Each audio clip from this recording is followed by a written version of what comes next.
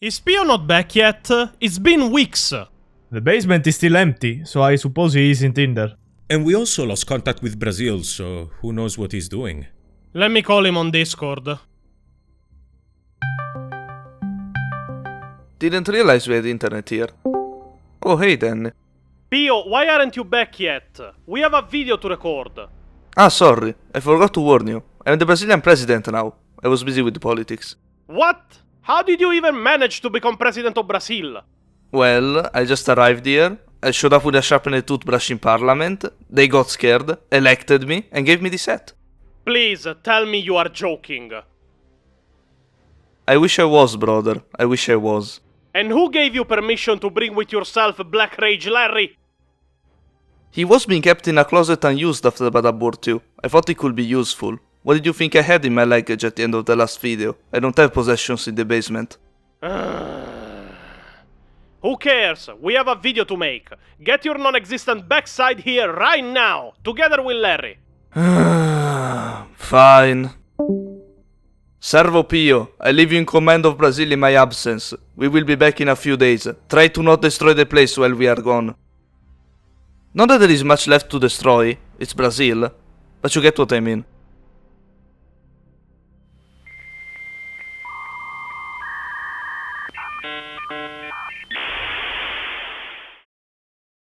By Bolter Shell, Flamer Burst and Melta Blast, the mutant, the heretic and the traitor alike are cleansed from their sin of existence. So has it been for 5 millennia, so shall it be unto the end of time.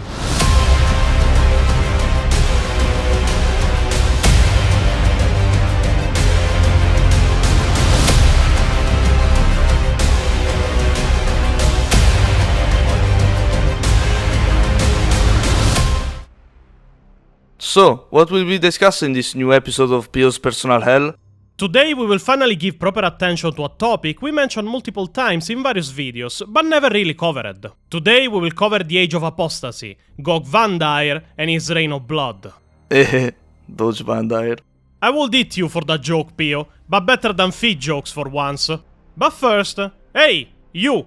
Let me ask you a question. Why haven't you joined the Discord server of the channel? Where me, Pio, Giulio, and all members of the channel constantly jump in chats and voice chats to have a laugh and explain lore to viewers? Don't you want an Italian explaining to you lore every time he appears? Pio enjoys it. I want to have it on record that I do not enjoy it. I'm a prisoner forced to listen. And also, why haven't you joined our Patreon yet? Do you know that on any level you join, even the cheapest one, you gain the right to enter the VIP-only part of the Discord? You also gain a seat to the weekly event we call Pio's Book Club. We choose a 40k book a month to read and discuss together. Let me specify that we don't give you the book. You have to buy it or find it yourself, before Games Workshop unleashes their army of lawyers on me and Pio. And at some of the higher tiers, you also gain access to our weekly lore hangout, where we get in private with only the people that join certain tiers of the Patreon to answer questions about the lore and discuss theories or even future videos with people. I mean, go and check it even just for the unique Pio designs that appear for the tiers. They are funny. And join if you want. We need the money to buy the Pio starch to feed Pio. I am hungry. Otherwise, we will have to sell Pio to China. And nobody wants that. I don't speak Chinese. Now, before we start with the story of the Age of Apostasy, we need to give a general introduction to the main faction that is culpable for the events that transpired. And that is the Adeptus Munitorum, also known as the Ecclesiarchy, also known as the Imperial Cult. Then, I just realized this is a Corvus Corax moment. The commander of the Imperial army is in charge. The Wall of Guns! The Ecclesiarchy started arising as an organization shortly after the end of the Horus Heresy, after the Emperor of Mankind, gravely wounded after his final confrontation with Horus, was sealed into the Golden Throne, kept alive by a life support system while he kept the portal to the human webway closed using his powers to avoid the annihilation of Terra, and at the same time projecting the Astronomican in the warp, the beacon light of the Emperor of Mankind, the only thing that makes travel in the warp possible for the Imperium of Men. Now, you have to keep in mind that while during the Great Crusade, the Emperor was preaching the imperial truth to humanity, and especially to the planets the Crusade was conquering, sentiments of adoration and worship for the Emperor himself were already present, especially on the most primitive planets the Crusade was reaching, even if they were present on some of the most colonized ones too, thanks to the actions of the most useless of the Primarchs, Lorgar Aurelian. Monarchia didn't burn without reason. It was all thanks to Lorgar's dumb fuckery. After the ultimate sacrifice of the Emperor, there was an upsurge in adoration and worship in the Imperium of Men, directed at the Emperor himself. Visionaries and prophets appeared on every world, and cults following these divinely inspired individuals soon formed and started growing. But there wasn't a central organization, no control, and there were hundreds of different denominations for the religion of the Emperor, even on single planets.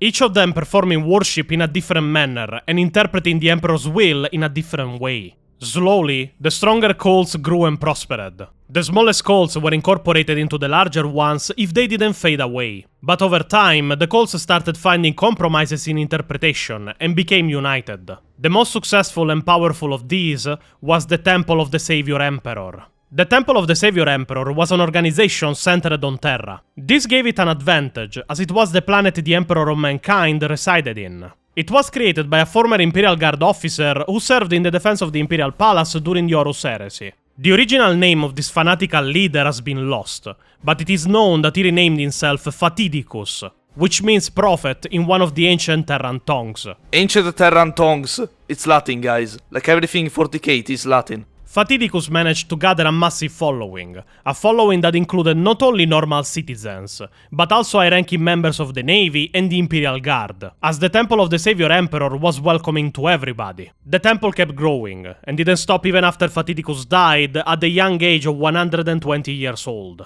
And now a little tangent, because researching this topic actually confirmed a theory that I held for a long time on the ecclesiarchy and the imperial cult. The sources say that Fatidicus confirmed that the emperor has spoken to him in dreams and visions, giving him instructions to create the imperial religion of the emperor of mankind. But after further research, I am inclined to believe it. As usually other people stop at the notion that religion bad, nobody ever stopped to consider why the imperial cult was so important to the Imperium of Men after the end of the Horus Heresy. I always saw the imperial religion less like a fanatical cult and more like a tool that the emperor was using to keep the Imperium united now that it was leaderless, as the leader was the emperor, and now he was half dead on the golden throne. But this passage from the Adeptus Sororitas Codex of 2nd edition pretty much confirms that it was used exactly for that. It is why I am inclined to believe that it was the emperor himself that wanted it established, because he knew that an imperium without a centralized figure of power, physically as an emperor or figuratively as a deity, would turn on itself and divide, spelling the end for humanity in the Milky Way galaxy. In many places, the Imperium was still reeling from the anarchy left by the Horus Heresy, and the Temple of the Savior Emperor provided a uniting force to instill cooperation between the lowliest and the highest. Those sects which did not or could not incorporate the Temple's wishes faced political and economic annihilation. The population would be roused to cast out the unbelievers, and on many worlds, this persecution turned to violence. The temple, obviously, didn't approve of these more violent actions, but even while they were performed, the cult kept growing incessantly. By the start of the 32nd millennium, around 1,000 years after the end of the Horus Heresy, almost 2/3 of the Imperium of Men were united behind this order. On Terra itself, only the Mechanicus and the Astartes were not part of the religion, as they had their own traditions and forms of adoration of the Emperor of Mankind. In early 32nd millennium, the Temple of the Savior Emperor was recognized as the official religion of the Imperium, and was given the title of Adeptus. For who doesn't know it, only the organizations with the title of Adeptus can have representation in the Council of the High Lords of Terra. It is why there is an High Lord of the Adeptus Mechanicus, an High Lord of the Adeptus Custodes, an High Lord of the Adeptus Ministorum, and so on. And with this new title, it was officially renamed as the Adeptus Ministorum. Now, with the backing of the Adeptus Terra, the Ecclesiarchy continued to increase its hold over Imperial citizens and soldiers at an astounding rate. Those that refused to join the Ministorum were declared unbelievers, and either banished from their communities, or in some cases, even executed as heretics. The Adeptus Ministorum at that point split the Imperium into areas called dioceses, each led by a Cardinal who controlled the missionaries and preachers of hundreds of worlds. As the power and might of the Ministorum grew, even its first war of fate would be declared against the Confederation of Light, the only other order that could rival the Ministorum. After the victory of the Imperial cult, nobody was left to even rival them as a religious entity. I'm not saying it randomly, it becomes important later. By the end of the 33rd millennium, with the exception of planets controlled by the Adeptus Mechanicus and the worlds under direct control of the Adeptus Astartes, every Imperial world had its cathedral dedicated to the Emperor. Thousands of shrines dotted every planet, and the tithes and collections of billions of followers flowed into the Ecclesiarchy's coffers.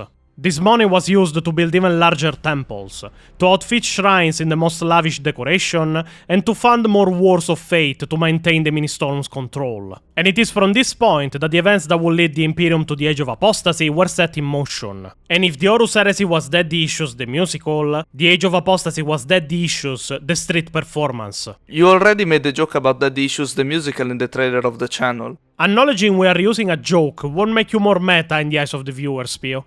And reusing a joke you made more than a year ago won't make you fun in the eyes of the viewers.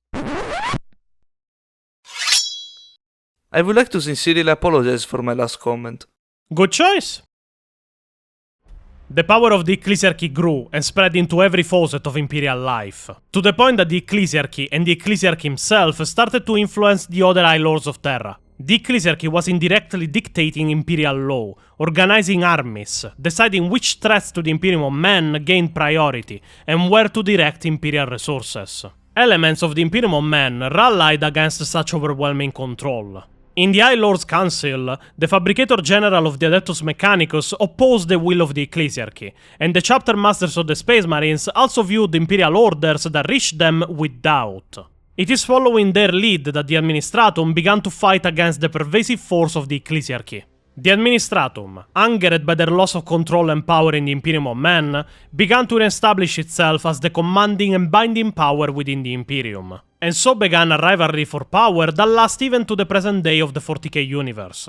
Their efforts in contrasting the Ecclesiarchy paid off, and in the early 35th millennium, the power of the Ecclesiarchy waned, mostly following the election of a series of disastrously weak and incompetent ecclesiarchs. As time passed, the Administratum gained dominance once more, and in an attempt to escape the clutches of the High Lord of the Administratum, Ecclesiarch Benedict IV moved the Holy Synod and the upper echelons of the Adeptus Ministorum to the planet of Ophelia 7, in the Segmentum Tempestus, the richest planet after Terra and Mars in the entirety of the Imperium of Men. It is here that the Ecclesiarchy will grow in power again, raising the request of tithes from the worlds of the Imperium and purging even more heretical cults, and with them, anybody that opposed the word of the Ecclesiarch. Thanks to these events, and now with their distance from the Administratum, the Ecclesiarchy began to form its own fleets of interstellar ships and armies. It is at this point that they would establish the Frateris Templars, and their armies rivaled even Imperial Guard regiments in strength and destructive capabilities. In the middle of the 35th millennium, nearly 300 years after the move to Ophelia 7th, Gregor XI was elected to the position of Ecclesiarch. A deeply spiritual man, Gregor was seen as the next step in the Ecclesiarchy's growth. The Cardinals were taken by surprise when Gregor announced that the Adeptus Ministorum would return to Earth. And while they opposed this decision, Gregor felt that the true center of the faith should be Terra, the homeworld of humanity. The move took 12 years and was extremely expensive, to the point that the Ecclesiarchy once again had to increase the tithes on the population of the Imperium of Men to balance the cost of the move and rebuilding of their domain on Terra. Gregor was preparing for other changes within the structure of the Ministorum, changes seen as radical by many of his peers within the Holy Synod. He refused to listen to his peers, but before he could apply these changes to the organization of the Ecclesiarchy, Gregor died of food poisoning. The Ecclesiarchy at that point elected a more conservative Ecclesiarch, and the Ministorum continued its activities as it had done before. Food poisoning. I wonder who poisoned it. Fueled by the growing demands of the Cardinals, Ecclesiarchy tithes were increased once more. But at that point, the populace of the Imperium of Men was already stretched to the breaking point, and this further increase was seen by many as unnecessarily exorbitant. Across many worlds of the Imperium, the populace openly rebelled against the Ecclesiarchy and refused to pay these outrageous taxes. Taxation is theft, Euron did nothing wrong. Even planetary governors spoke out against the excesses of the Ministorum, but they went unheeded. The Ecclesiarchy responded to these rebellions with a vengeance, sending its armies to crush any sign of revolt and executing higher officials as heretics. Ecclesiarch Alexis XXI used the Officius Assassinorum to eliminate several governors who redirected their tithes to pay for their own planetary defense forces, and is quoted as saying, "They had forsworn the Emperor's protection for their own worldly gains." The tithes were used to build even larger temples and generally to decorate the ecclesiarchal palaces with the rarest metals and gems. The unrest continued, massive uprisings spreading across the Imperium, only for the Frateris Templars of the Ecclesiarchy to arrive and quell any insurgencies. All those who defied the rise of the Ecclesiarchy were declared heretics and suitably punished. Even as the Imperium struggled to survive, amidst bushfire wars and a lack of true leadership from Terra, further disasters befell humanity.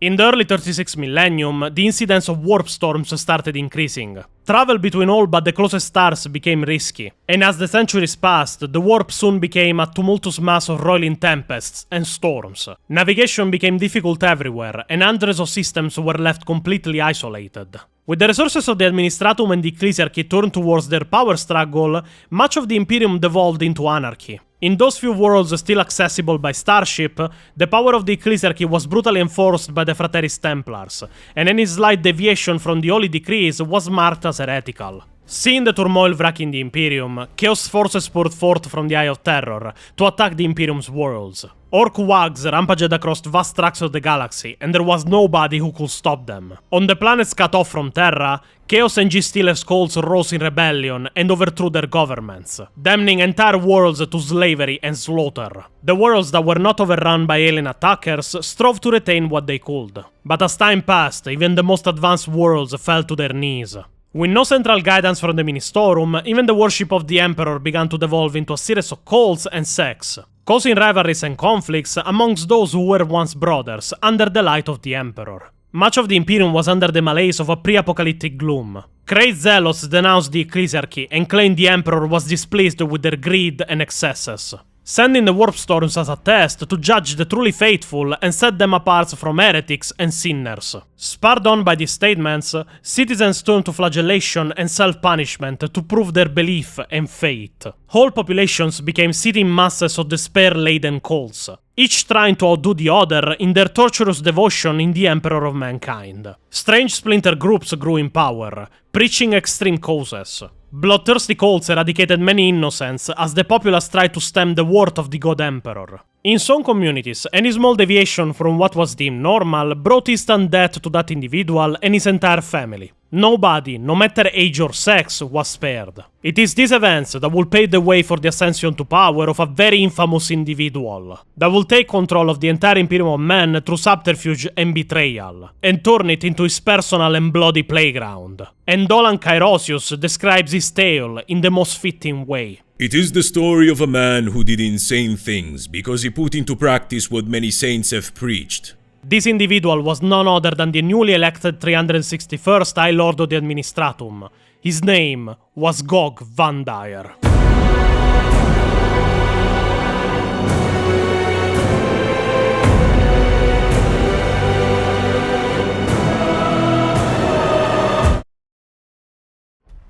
High Lord Goge Vandire is the most infamous figure connected with the Age of Apostasy and the architect behind the Reign of Blood that will be created in the Imperium of Men. Vandire had an hard reputation and was a staunch opponent of the Ecclesiarchy's dominance. It is rumored he used assassins and blackmail to achieve the rank of High Lord, and none within the Administratum itself dared to even oppose him. Vandire was a strategist and a manipulator. Shortly before being elected as Lord of the Administratum, he was instrumental in the election of Ecclesiarch Polis III, a degenerate incompetent who was easily controlled by Vandire and his followers. Once he had established his position within the Administratum, Vandire moved in to take over the Ecclesiarchy. While other High Lords manipulated the Adeptus Ministorum covertly, Vandire instead was brazenly open about his intents. In the end, Vandire personally led a contingent of Imperial Guard officers into the Ecclesiarchal Palace and overthrew Polis III in what was basically a military coup. Declaring Polis to be a traitor to humanity, he had the Ecclesiarch summarily shot, and took upon himself the dual role of High Lord of the Administratum and Ecclesiarch of the Ministorum. He held at the same time 2 thrones in the High Lord's Council.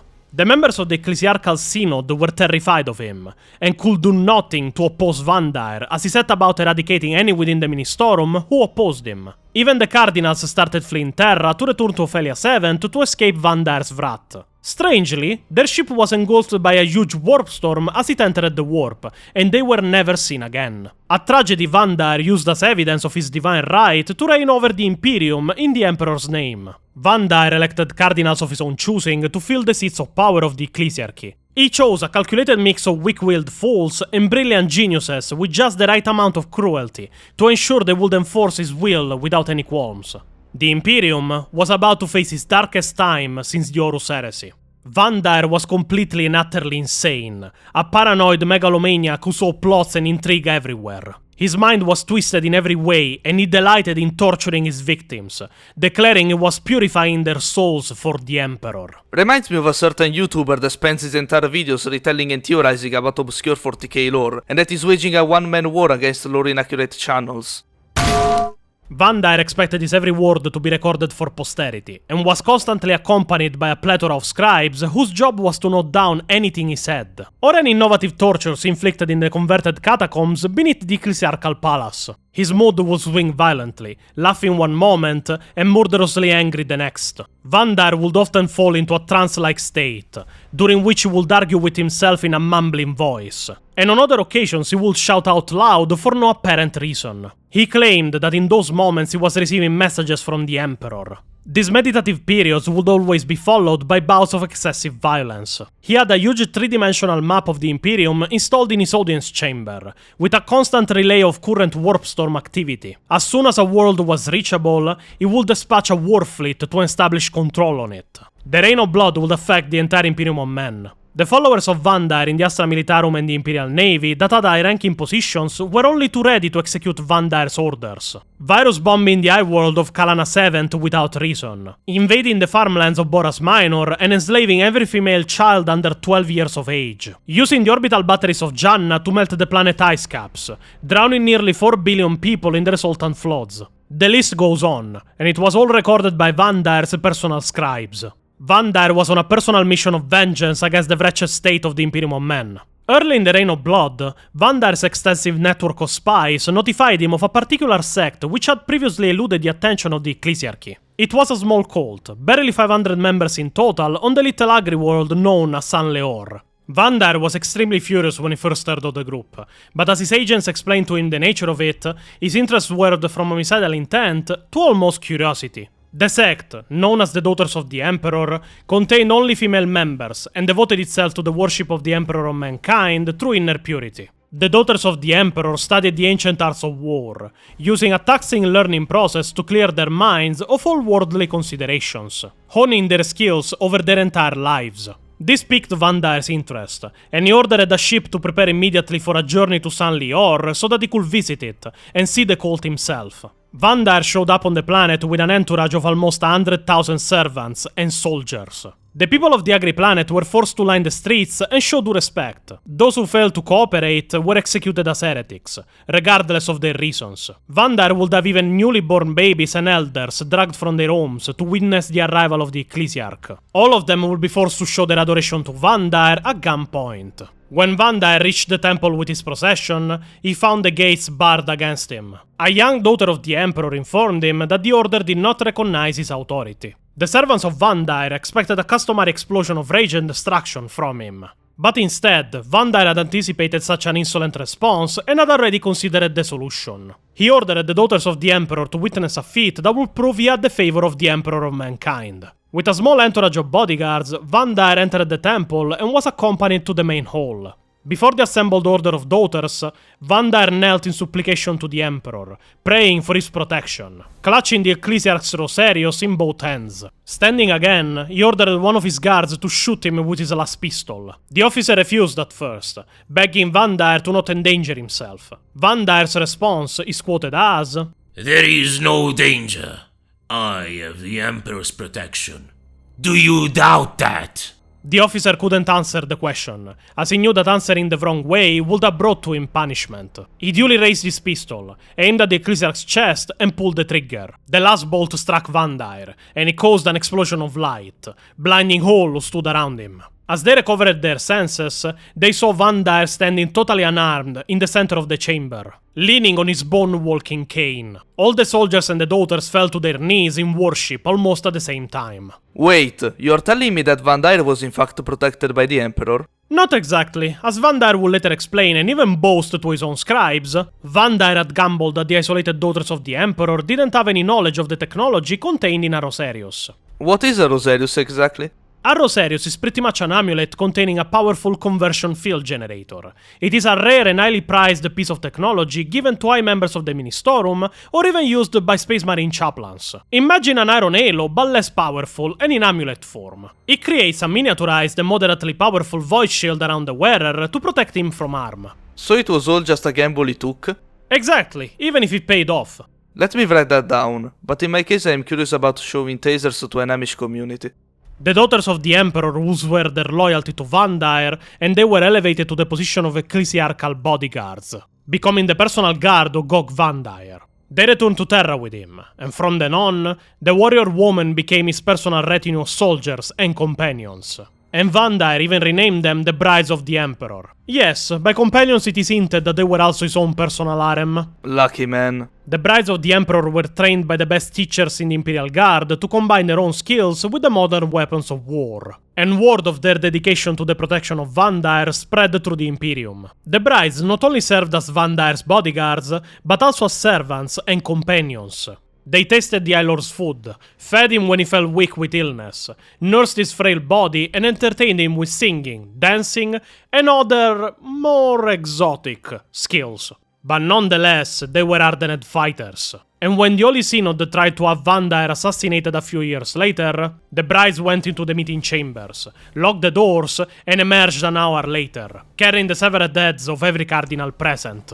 As the violent repression and wanton slaughter continued for 7 decades after Vandire's ascension to 2 thrones of the High Lords, the resources of the Adeptus Munitorum were always directed towards monuments and buildings to the Emperor and Vandire himself. But the insanity of Vandire was ever only directed outwards. And while planets distant months of travel boasted mile-high spires and cathedrals made of gold and rare gems, the ecclesiarchal palace on Terra was allowed to fall into decay once more. Wings of it collapsing from the weight of centuries, knee-deep mounds of dust, ancient relics in ruins and stained, tapestries torn, and rats and vermins were everywhere. It was a shadow of his former glory. The only thing that betrayed that this dark and decaying palace even had inhabitants was the rare steps of the daughters of the Emperor that could be heard inside, in the darkness of the empty halls. Vandire's mental conditions, which let's admit was not stellar even when he was elected, started to get worse.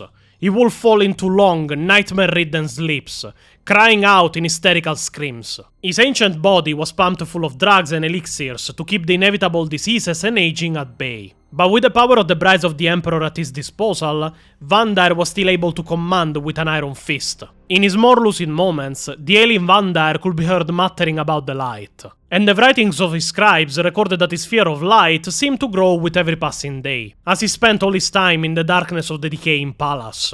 It was at that point that a young agent appeared on Terra. He had just come back from the northern reaches of the galaxy, around the planet of Dimmamar. His report would send Vandire into a fit of apoplectic rage. Dimmamar had denounced Goge Vandire as a traitor to the Imperium, and the ancient rites of the now extinct Confederation of Light, told you they were important, were being reinstated through the diocese. One single man was becoming renowned around Segmentum Obscurus for this effort in combating the Ecclesiarch's madness. His name was Sebastian Thor. The origins of this man were unknown, but his mere existence sparked a month-long debate between the puppet High Lords of Vandire, that had retreated into himself more than ever. At every meeting he would stay huddled in the velvet and ebony throne of the Ecclesiarch, surrounded by the ever-vigilant brides of the Emperor, his eyes staring at nothing. More news came in of the revolt.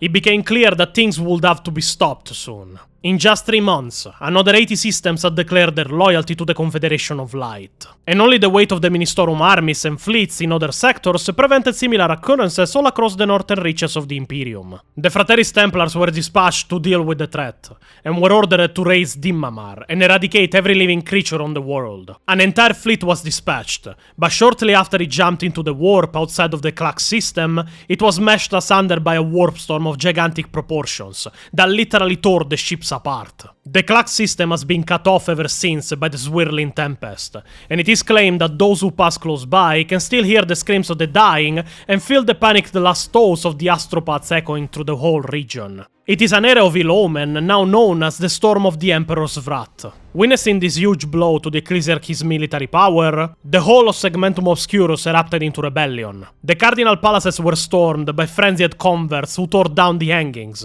burned the icons, and smashed the ornate stained glass windows, all in the name of Sebastian Thor. There were discussions about him, and the High Lords suspected Sebastian Thor to be a servant of chaos, pretty much another Horus. But no, he was just a man, born in a Dimamar Scola Progenium habitat. A follower of the God Emperor from his whole life, he recently had claimed to have visions of the Emperor, and warned everyone that disaster was befalling mankind. It was claimed that Thor had cast an old preacher from the pulpit in the middle of a prayer session and denounced the way of the Ecclesiarchy. With an eloquence and charisma the informants could not explain, Thor spoke to the present, and reached into their hearts and minds with his words. His message spread like wildfire. Members of the now considered heretical Confederation of Light approached Sebastian Thor in secret, and in his next service he openly declared his loyalty to the sect. He was even brought in front of an Imperial commander, Gaius Welkonnen, and after Thor spoke to him about his visions and ambitions to rid the Imperium of Vandire's tyranny, the planetary governors swore his loyalty to Sebastian, and placed Dimamar's army at his disposal. As war spread,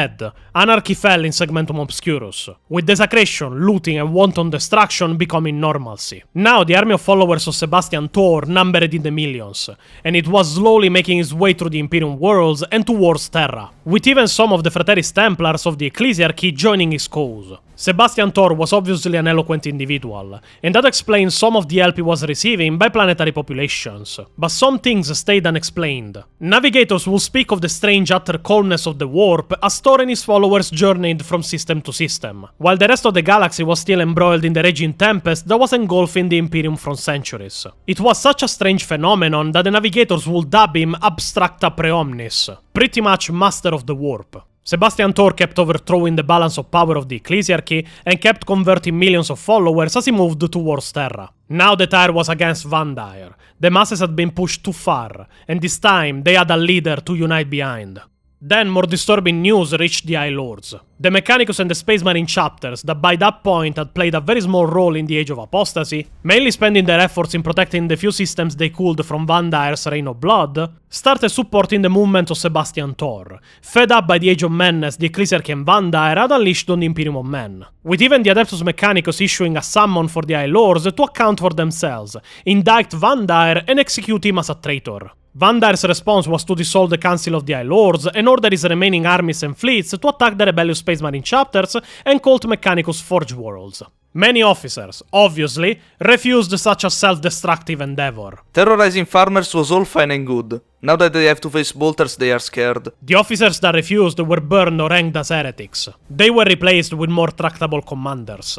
But by this time, Vandire's treachery was in full display. Enraged by what he saw, Gustav Adriatix, the Fabricator General of the Adeptus Mechanicus at that time, ordered regiments of the Martian Tech Guard to transport to Earth. These regiments were joined by Space Marines of the Imperial Fists, Firehawks, I prefer my Firehawks in their natural state, lost in the warp as they deserve, Soul Drinkers, and Black Templars chapters. The Ecclesiarchal Palace had fallen into ruin, but the central complex which housed Vandire's throne room still remained an almost impregnable fortress. For months, the combined forces of the Tech Guard and Space Marines tried to breach its walls, only to be constantly thwarted by the Brides of the Emperor, who numbered some 10,000 fighters at this time. While the Marines and the forces of the Mechanicus were focused on fighting the Brides to reach Vandire, it was from within the halls of Terra that the greatest threat would arrive. Since the Reign of Blood started, another organization had remained apart from the bloodshed and devastation. Within the secure walls of the Imperial Palace, the Adeptus Custodes continued their eternal vigil over the Golden Throne. To escape the anarchy that prevailed, and to ensure the protection of the Emperor himself,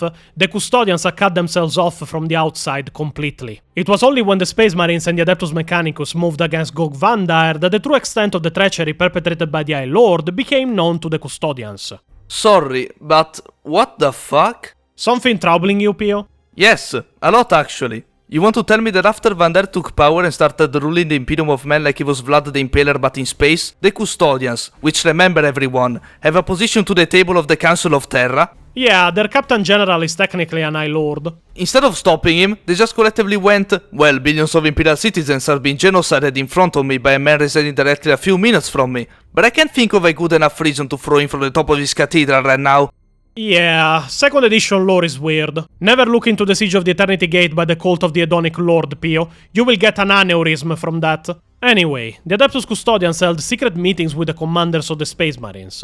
It is then that they learned of the Reign of Blood and the Brides of the Emperor. And the betrayal of Goge Vandire towards the Emperor and the Imperium became fully clear to them. They advised the Marines to continue their attack while they worked behind the scenes. The defenses of the Ecclesiarchal Palace were no obstacle for the Custodes, with their lifelong knowledge of the Imperial Palace and its thousands of miles of hidden tunnels and secret corridors. A small contingent of Custodians, led by a centurion of the Companions, made its way to the very heart of Vandire's domain. Surfacing inside, they were confronted by the Brides of the Emperor. Calling for a truce and a parley, the Centurion laid down his weapons and walked unarmed to meet the Guardians of Vandire. He pleaded for an hour for the Brides to revoke their oaths, striving to convince them that they were fighting for evil, not the Emperor. But they were not swayed. The Centurion decided to leave his men as hostages, and guide back the leader of the Brides and a bodyguard of 5 female warriors back into the tunnels. Yeah, listen, this is old lore. The Custodian's level of strength was not decided yet, because you don't leave Custodians as hostages. If a Custodian is around, it is more a situation of this kind. I'm not locked in here with you. You're locked in here with me! And also, a little tangent. To talk about a myth people made me aware of on Discord during the creation of this video. The myth of Saint Mina, the matriarch of the Order of the Bloody Rose of the Adeptus Sororitas. In the 8th edition rulebook there is a mention of one account that she dueled with the leader of the Custodian forces that entered the Ecclesiarchal Palace during the siege, managing to duel him on the same level, one-on-one, to a standstill. Now, removing that as I already explained, nope, a single Bride of the Emperor one-on-one against a Custodian? The Custodian is going to use her to mop the floor of the Imperial Palace. It is not even a fight, it is a slightly more entertaining execution. But I can say with 100% certainty that it didn't happen at all. For various reasons. First and foremost, I read every source I was able to locate about the Age of Apostasy and the Reign of Blood for this video. Not one of them mentions the Custodians ever even fighting anybody. They were there to talk, and only talk. In fact, their commander arrived and put down his weapons as the first thing. Now, taking this into account, considering the difference in power scaling between a human woman and a Custodian, because this legend is in 8th edition, the Custodians by that point were already established as beast and one-man armies, the fact that there is no mention of Custodians fighting ever, anywhere in the entirety of the Age of Apostasy and Reign of Blood, they were pretty much twiddling their thumbs until shit hit the fans and they decided to speak with people. But the fact that the lore itself says that there is one and only one account that this happened, that it is riddled with inconsistencies, and at the end of this same lore questions if it's actually true or not, I can 100% confirm this didn't happen, and that it is a legend made up after the fact to embellish the image of Saint Mina and inspire faith in her after she passed, for her incredible combat skill. The Brides of the Emperor were led into the heart of the Imperial Palace, where they were met by the companions who guarded the entrance to the Golden Throne. The Centurion led them inside. They were the first to lay eyes on the Emperor of Mankind in millennia. It is unknown what they saw. The companions swore the brides to secrecy. It is rumored that they did indeed witness the Emperor himself, held immobile and with the energies of the Golden Throne flowing through him. When they stepped out from the chambers of the Golden Throne, their eyes burned with unparalleled anger and hatred. The Centurion then led them back to the Palace of Vandire. Once they arrived, their leader, Alicia Dominica, spoke of the treachery of Vandire and his depraved corruption of the ecclesiarchy. But most of all, she spoke of the twisted perversion of their order. Burning with shame and anger, they renounced the name of brides, and once again became the daughters of the Emperor. All the daughters of the Emperor stopped fighting against the forces of the Imperium, and slowly marched into the halls where Vandire was studying his giant holomap. Vandire launched into a bloodthirsty tirade in front of them, explaining which systems needed to be crushed, issuing orders for fleets to be sent to eradicate Sebastian Thor and his following. However, even Vandire's scribes had deserted him, and he was left alone in the audience chamber with the daughters of the Emperor. Alicia Dominica, their leader, confronted Vandire. Her words are now engraved upon the black marble sarcophagus that contains her body. You have committed the ultimate heresy. Not only have you turned your back on the Emperor and stepped from his light, you have profaned his name and almost destroyed everything he has striven to build. You have perverted and twisted the path he has laid for mankind to tread. As your own decrees have stated, there can be no mercy for such a crime, no pity for such a criminal.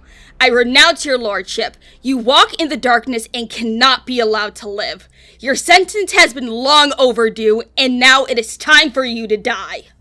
Alicia drew her power sword and held it aloft for all to see. Vandire glanced around the assembled warriors, his brow knitted in confusion. Shaking his head slightly, the High Lord whispered his last words. I don't have time to die! I'm too busy! The power sword slashed down, beheading Goge Vandire in one stroke and cleaving his Rosarios in two. With the death of Goge Vandire, the reign of blood finally ended.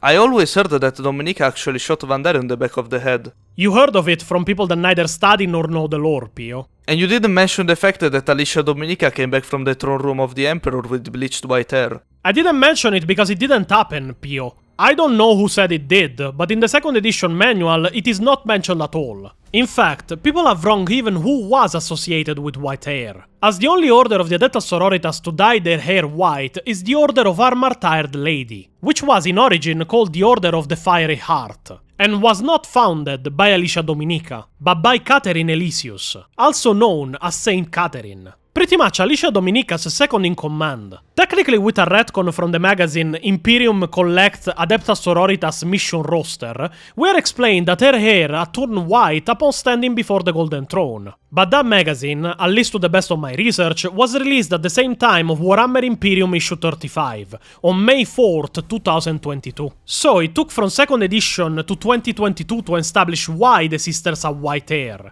Saint Catherine herself, by official artworks, didn't even have fully white hair.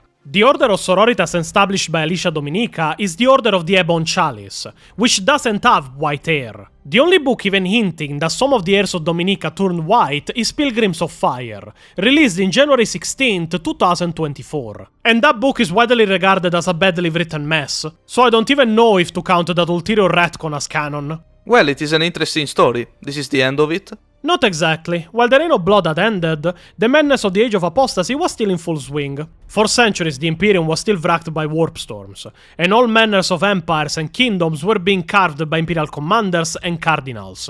Segmentum Obscurus was much more stable than the others since the pilgrimage of Sebastian Thor to Terra. However, with no High Lords and with no Ecclesiarch, there was little hope that the rest of the Imperium could swiftly return to a normal state.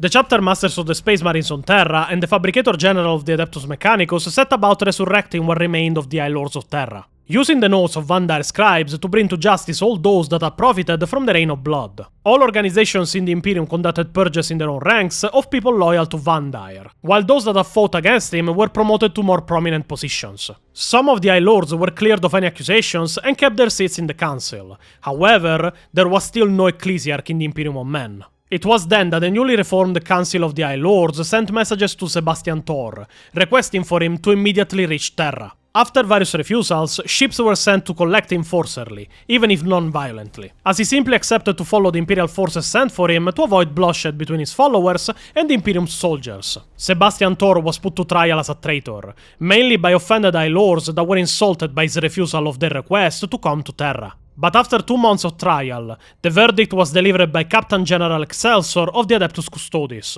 After explaining that Sebastian Thor was found innocent of all charges brought against him, Excelsior explained the dire need of the Imperium for a new Ecclesiarch. Sebastian Thor was the perfect candidate, but he, in a quiet voice, declined the offer. The room erupted into chaos, with High Lords bickering with one another and the supporters of Thor gasping in despair and disbelief for his refusal. It was then that Captain General Excelsior took Thor aside and spoke to him. No one knows what the Captain General said to Thor. It is widely believed to have been, "You will leave Terra as an Ecclesiarch, or you will not leave Terra at all." As it can be expected, Thor announced that he would become the new Ecclesiarch of the Adeptus Munitorum, but only under certain conditions. He demanded to have the full backing of the High Lords whenever he needed it. He would make changes to the organization of the Ecclesiarchy, and they would have to trust him in his actions. He also wanted to continue as he had been, moving across the Imperium, preaching to the people directly. The High Lords agreed to his conditions, and Sebastian Thor I was named as the 292nd Ecclesiarch of the Imperial Church. That is my favorite way to ask a favor from somebody. You will do this, or else.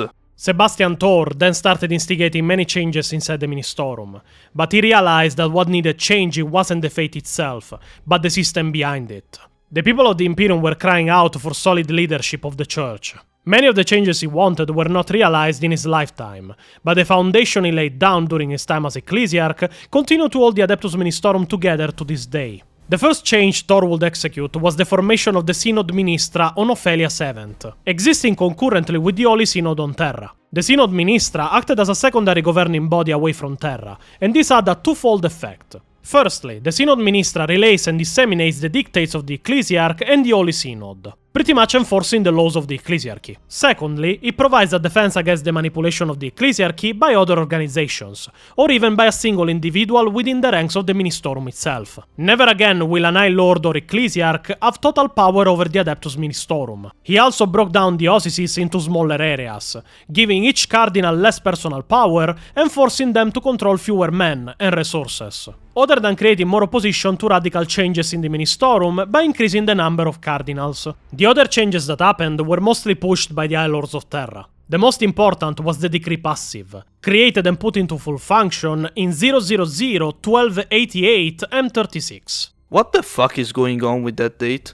A full series of military prohibitions were enforced on the Ecclesiarchy. They were forbidden from controlling any men under arms. Sebastian Thor was ordered to disband the Frateris Templars of Vandire and any armies and fleets assembled by other members of the Munitorum while separated from Terra. This was duly done, but for one exception. Seeing that some military force would be needed to protect the Ecclesiarchy, and not wishing for the organization to become totally subservient to the will of the Adeptus Terra and the Imperial Guard, Sebastian Thor kept the one army was allowed under the Decree Passive. Due to the archaic wording of the law, the Daughters of the Emperor did not break the ban, because they indeed weren't men under arms. So, if you are wondering why the Sisters of Battle in 40k wear boob armor, or if you are one of those guys that always complains about sexualization even of armors worn by women, now you know why they have it. The Adeptus Sororitas must at all times show that they indeed are women under arms, and wearing their signature armor with modified breastplate serves that exact purpose. Incorporating the Daughters of the Emperor into the Ecclesiarchy was difficult, but eventually they were renamed the Orders Militant of the Adeptus Sororitas, although the High Lords were uncomfortable with this development. Crimea River High Lords, you are probably the most useless part of the Imperium, never forget Badab. But the High Lords had no legal standing to oppose Thor, and his arguments that the Adeptus Sororitas would regulate the Ecclesiarchy as much as enforce its will did not fall on deaf ears. Even with these major changes, there were hundreds of other details to be seen to. The Schola Progenium needed organizing again. The tides would have to flow into the Munitorum walls once more. There were shrines to be refurbished and temples to be rebuilt. However, after spending a wearisome decade on Terra, Thor departed the Ecclesiarchal Palace and left the bulk of the work to the Archdeacon and Cardinals, as he journeyed all across the Imperium for the next 80 years, quelling heresy and apostasy wherever he came across it. At the age of 112, Sebastian Thor returned to Terra. He was alive for another 6 months before finally the Emperor claimed his soul. A massive wing was built onto the Mausoleum of Remembrance to contain his sarcophagus. The week after his death was declared a period of mourning, and over 70 million pilgrims filed past his tomb within the first year. The people of the Imperium to this day travel to Terra to gaze upon the face of the Emperor's most faithful servant. That was Malcador, you heathens. A little note, we learned from the Necron's Codex of 5th edition that Tras in the Infinite actually stole and still preserves the head of Sebastian Thor, for some reason. And it is from these events that the Ordo Hereticus of the Inquisition will be born from. At the end of the Age of Apostasy, the Inquisition formed a secret order within its ranks to watch the Ecclesiarchy more closely. While the Inquisition as a whole monitors every aspect of the Imperium, the Ordo Hereticus is primarily concerned that another plague of unbelief does not occur. Although the Ecclesiarchy regulates itself and its followers closely, the Adeptus Sororitas are most active in this task. The Ordo Hereticus provides another line of defense to ensure that those in power do not abuse their position to such an extent that it threatens the stability of the Imperium again. These Inquisitors monitor wars of faith closely to ensure the objectives laid down by the Ecclesiarch are both justified and not exceeded by those actually fighting. They oversee the Frateris militia to safeguard the spirit of the decree passive, if not its latter, and to ensure its prohibitions stay enforced. They also regulate the amount of wealth and territory claimed by individuals within the ecclesiarchy and halt attempts by cardinals to amass more power than the Ordo Hereticus deems appropriate. Now, people think that after the incoronation of Sebastian Tor as Ecclesiarch, things more or less went back to normal. But that is also not true. The Imperium was so shaken by the age of apostasy and the reign of blood that another period was born after the ascension of Thor to the title of Ecclesiarch. And that is the period of the Plague of Unbelief. Now, don't get mistaken, there is two different events titled as the Plague of Unbelief.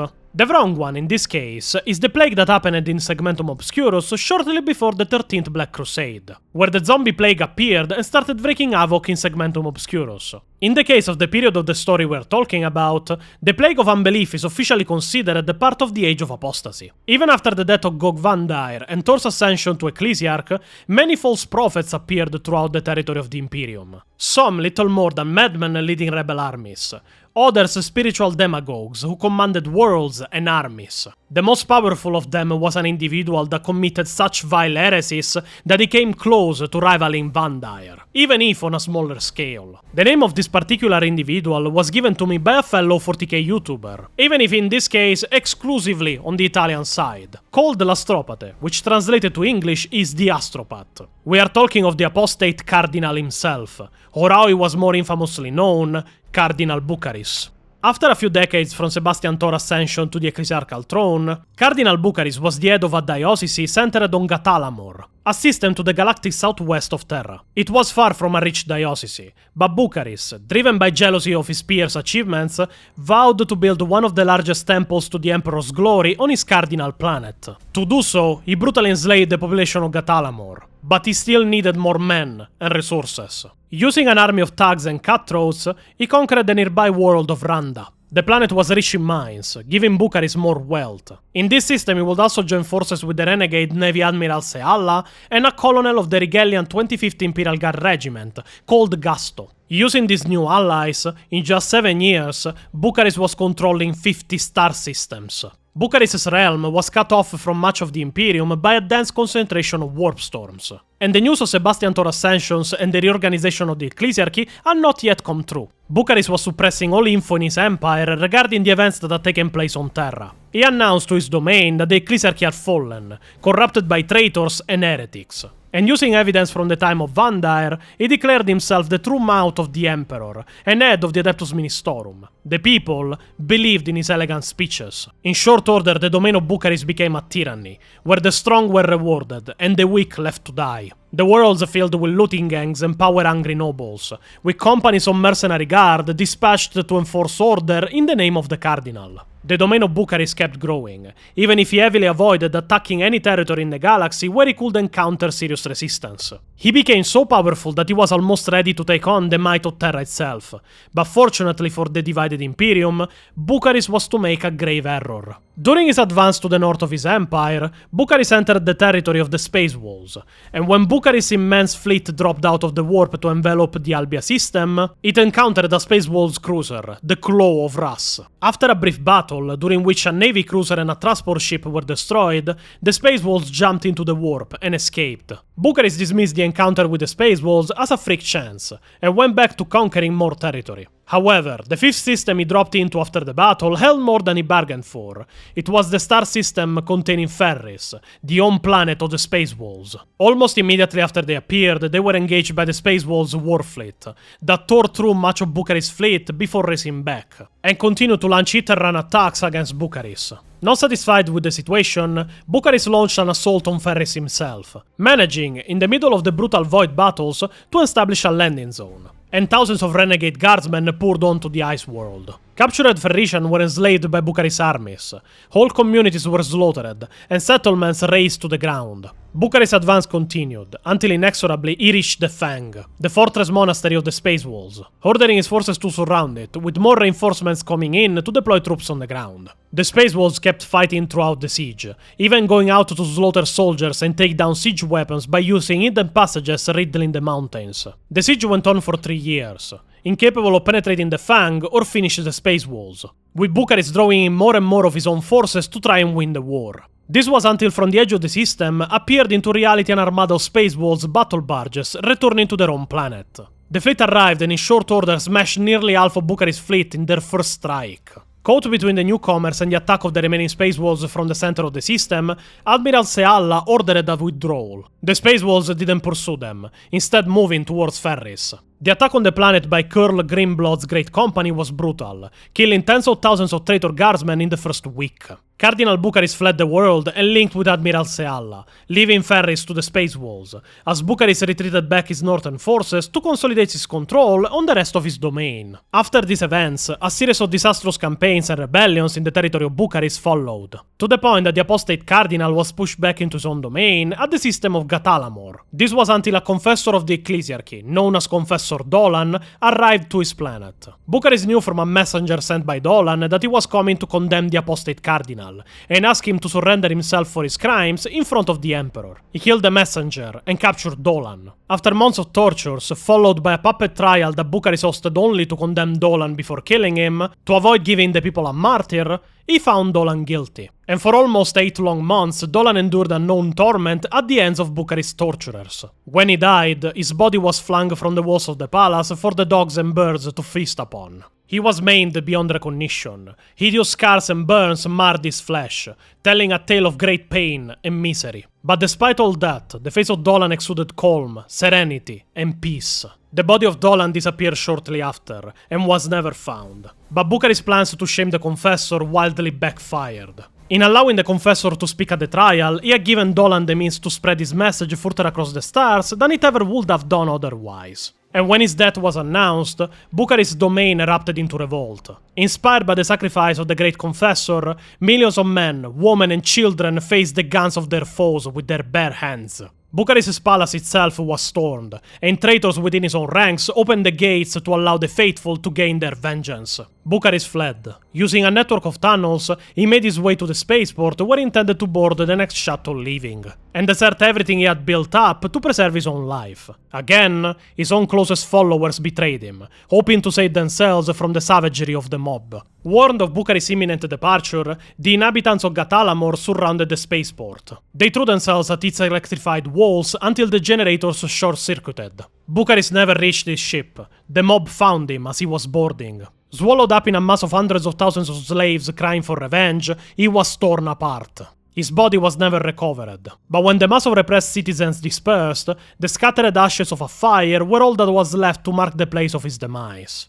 As we learn later in the second novel of the Dawn of Fire series, The Gate of Bones, Bucharis will be declared an heretic, even if his actions had brought a lot more riches and importance to the system and cardinal world of Gatalamor. But nonetheless, he was expunged from the history of the Imperium and the Ecclesiarchy by the Ordo Hereticus soon after his death. Even if this book contradicts the original lore by saying that Bucharis' mauled body was buried deep underground with his ring being an important plot point of this book. But generally, as we learn in the book, while Bucharis tried to gain favor with the Emperor of Mankind, his actions didn't do anything more than making gain favor with the gods of chaos themselves. And now, for the segment that everyone, lore expert or wiki surfer, loves the most in our videos. Let's see the mistakes made by Lexicanum in their retelling of the Age of Apostasy lore. First, in the Wiki of Fatidicus is not mentioned how he died and at what age.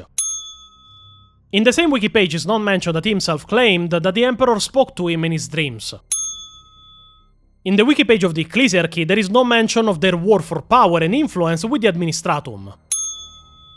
In the same wiki of the Ecclesiarchy there is no mention of the very important world of Ophelia's event. Meanwhile, everything about it is written in the Age of Apostasy wiki. The wiki of the Age of Apostasy also has the wrong number of victims for the planet of Janna. When Goge Vandire had the ice caps melted, the victims weren't 4 millions, but 4 billions. There is no mention that by the end of the Reign of Blood, even members of the Frateris Templars were joining the side of Sebastian Thor.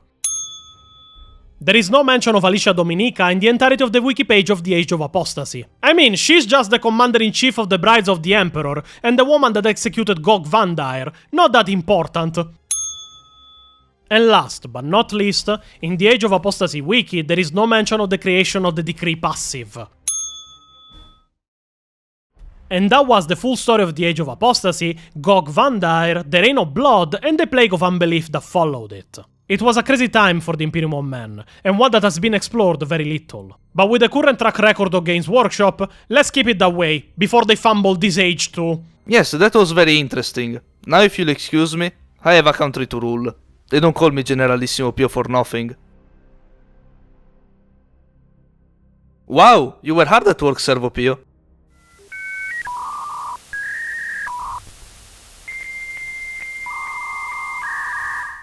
Good, because I am back. Sorry for my few days of absence, then he needed me for a video. So, I'm taking it from here. Is it a bad moment to mention that I don't speak binary? That bastard! I leave him a few days and he makes Brazil a world level superpower, and then he steals my position as president of it! At least he let you keep the hat. Also, I didn't know if you would be back for next video. So, I ordered a new Pio to be cloned, with some improvements. Say hi to Pio Perios. You guys will now share the basement. Be friends, eh? See you next video. Yeah, I'm sorry Pio Perios, but I got backstabbed already by Servo Pio. I'm not taking my chances.